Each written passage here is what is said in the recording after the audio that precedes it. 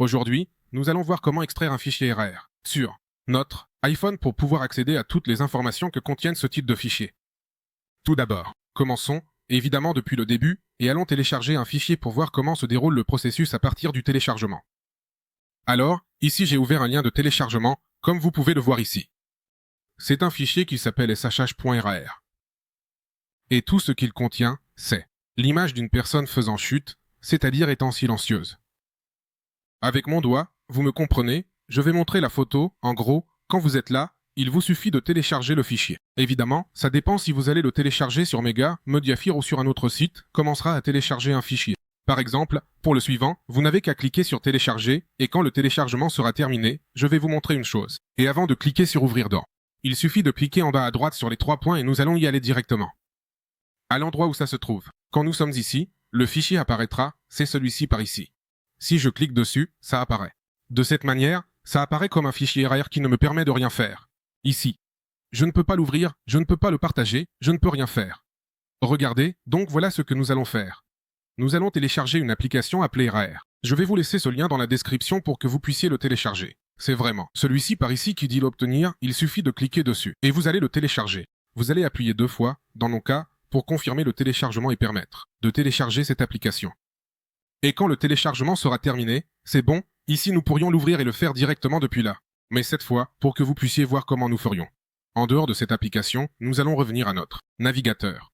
Et quand nous serons ici, nous allons à nouveau dans la section des téléchargements, donc nous le cherchons par ici, nous allons y entrer directement ici, notre fichier va à nouveau apparaître, nous allons cliquer dessus et ici, nous revenons encore. À ce stade, nous allons cliquer en bas à gauche sur partager. Une fois que nous avons partagé, un menu comme celui-ci va apparaître. Ce que nous devons faire, c'est chercher directement ici dans ces applications, l'application que nous venons de télécharger et elle ne s'affiche pas. Il suffit de cliquer sur la dernière option où ça dit plus et ici nous allons chercher elle, application. Dans ce cas, c'est cette dernière qui apparaît ici et c'est bizarre. Quand nous cliquons dessus, regardez, ça nous charge automatiquement dans l'application, mais pas de panique, c'est juste pour voir le contenu. Nous allons cliquer dessus. Et ça nous dit d'extraire les fichiers et nous allons cliquer sur OK, et ici ça a automatiquement extrait ce qu'il y a à l'intérieur de ce fichier. Dans la zone en haut ce qu'il y avait à l'intérieur de ce fichier. C'est cette photo de ces personnes. Maintenant, à partir d'ici, ça dépend de ce que tu veux faire avec le fichier. Si vous vouliez juste voir ce qu'il y avait à l'intérieur, voici une vidéo, vous pouvez la lire. Si c'était une photo, vous pouvez la voir ici.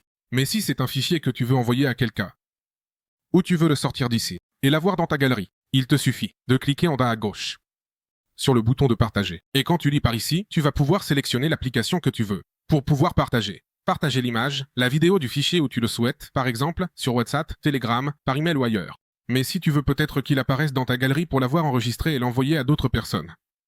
Ou si vous souhaitez qu'il soit enregistré dans vos fichiers, un bouton apparaîtra ici à cette occasion.